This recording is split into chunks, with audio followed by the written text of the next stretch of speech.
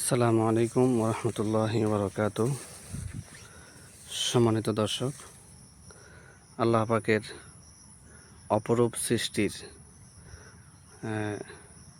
একটি সৃষ্টি আপনারা লক্ষ্য করছেন। আমরা ছোট্ট ছোট্ট কিছু ফুল দেখতে পাচ্ছি। ফুলগুলো দেখতে অত্যন্ত চমৎকার এবং চিত্তাকর্ষক, খুবই সুন্দর। ফুলগুলো দেখে অনায়াসেই তার সৃষ্টিকর্তার কথা মনে পড়ে যে কোন সৃষ্টিকর্তা এই ফুল সৃষ্টি করেছেন। এই সৃষ্টিকর্তা কত দক্ষ এবং কত নিপুণ সৃষ্টিকর্তা। একটি ফুল, শাপলা সদৃশ এই ফুলটি কত সুন্দর করে আল্লাহ তাআলা সৃষ্টি করেছেন। আমরা হয়তো অনেকে ভাবতেও পারছি না। আমি যদি একটু কাছ থেকে দেখাই, আমরা হয়তো অনেকে ভাবতেও পারছি না যে এই ফুল আমাদের জন্যই সৃষ্টি করা হয়েছে। হ্যাঁ, আসলে এই ফুল আমাদের জন্যই সৃষ্টি করা হয়েছে। আপনারা লক্ষ্য করছেন, এই যে ফুল কত সুন্দর একটি ফুল আমি ছিঁড়ে নিয়ে আসলাম।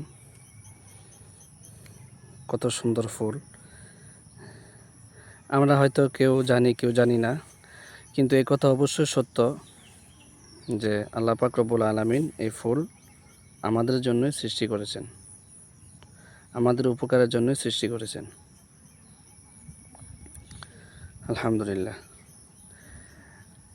আমি যতটুকু জানি এই ফুলের ব্যাপারে, সেটুকু হলো এই ফুল আল্লাহ পাক রব্বুল আলামিন আমাদের যেই উপকার, আমাদের যে সমস্ত ফায়দার জন্য সৃষ্টি করেছেন, এর মধ্যে একটি ফায়দা হলো, কারো মুখে যদি ঘা হয়, এই যে এই ফুল, কারো মুখে যদি ঘা হয়, তাহলে এই ফুলগুলো যদি আমরা মুখে চিবিয়ে মুখের ভিতর কিছুক্ষণ রেখে দেই, তাহলে আমাদের মুখ থেকে প্রচুর পরিমাণে লালা বের হয়। এই লালা বের হওয়ার সাহায্যে আমাদের মুখকে একদম হালকা এবং পরিষ্কার করে ফেলে।